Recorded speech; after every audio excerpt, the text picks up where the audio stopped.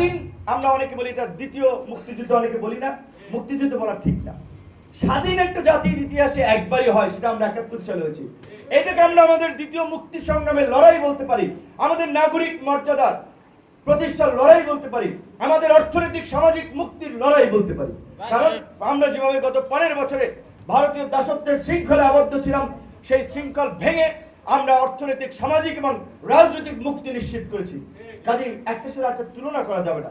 তো এখন আপনারা শুনেছেন না, বিএনপির শীর্ষ নেতা ভারপ্রাপ্ত চেয়ারম্যান তারেক রহমান থেকে শুরু করে জামাতের আমির, অন্যান্য রাজনৈতিক দল, সাংবাদিক, সুশীল সমাজ সবাই বলছে এটা আমাদের সরকার, এই সরকারকে ব্যর্থ হতে দেওয়া যাবে না, এই সরকার ব্যর্থ হলে দেশ আর একটা সংকটে পরিণত হবে। তাহলে কেন আবার আমরা এখন এই সরকারের বিরুদ্ধে আন্দোলনের কথা বলছি যে ভোটের জন্য, প্রয়োজনে নির্বাচনের জন্য আবার আন্দোলন করতে হবে? আমরা কি সারা জীবন আন্দোলনই করব? আমরা কি রাজপথে শুধু রক্তই দেব? আমরা কি জীবনই দিব? এই আন্দোলন সংগ্রামে 2000 মানুষ মারা গেছে। কয়জন এমপির ছেলে মারা গিয়েছে, কয়জন মন্ত্রীর ছেলে মারা গিয়েছে, কয়জন নেতার ছেলে মেয়ে বউ বাচ্চা মারা গিয়েছে? কোন নেতার ছেলে মেয়ে বউ বাচ্চা মারা যায় নাই।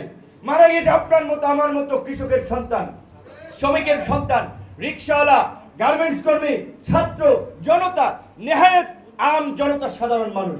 বেশি পাকা টমেটো আর সিক্রেট রেসিপির কম্বিনেশনে তৈরি প্রাউন সস, সসের বস। 71-এও তাই হয়েছে, 90-এর স্বৈরাচার বিরোধী আন্দোলনে তাই হয়েছে। কিন্তু ফল ভোগ করেছে একটা এলিট, প্রতিষ্ঠিত ধনিক শ্রেণী, প্রভাবশালী লোকেরা। কাজী এইবার যেন সেই ব্যবস্থা না হয়, এই জন্য আমরা বলছি আম জনতার নেতৃত্ব প্রতিষ্ঠিত করতে হবে, জনগণের মধ্য থেকে নেতৃত্ব আসতে হবে।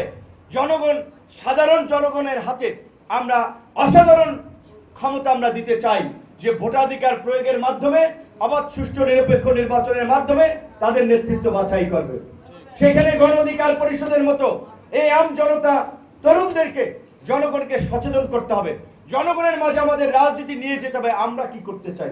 আমরা পরিষ্কারভাবে বলছি, বাংলাদেশের মতো একটা ছোট্ট ঘনবসতিপূর্ণ দেশ, এই দেশের মানুষ চিকিৎসা ব্যয় মেটাতে গিয়ে প্রতি বছর 16 থেকে 18% মানুষ দারিদ্র্যসীমার নিচে চলে যায়। কাজী চিকিৎসার দায়িত্ব রাষ্ট্রের নিতে হবে।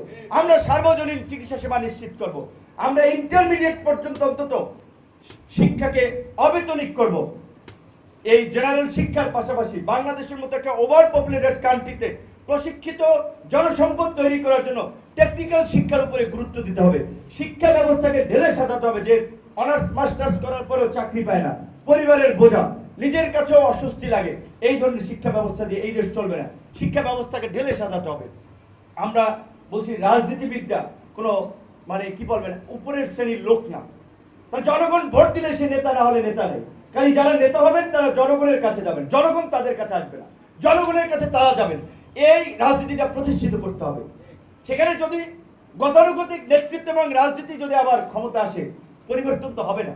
আপনি যদি 1000 টাকা 500 টাকা নিয়ে অমুক ভাই তমুক ভাইকে সেই একই কাজে আগের মতো ভোট দেন, রাজনীতি করেন, তাহলে কিন্তু কিছুই পরিবর্তন হবে না। সেক্ষেত্রে আমরা আশাবাদী যে এই তরুণ জনগোষ্ঠী যারা নিজের জীবন বিপন্ন করে রাজপথে লড়াই সংগ্রাম করেছে, সেই তরুণ জনগোষ্ঠী আগামী নেতৃত্বে আসবে। তাদেরকে নিয়েই আমরা কাজ করব।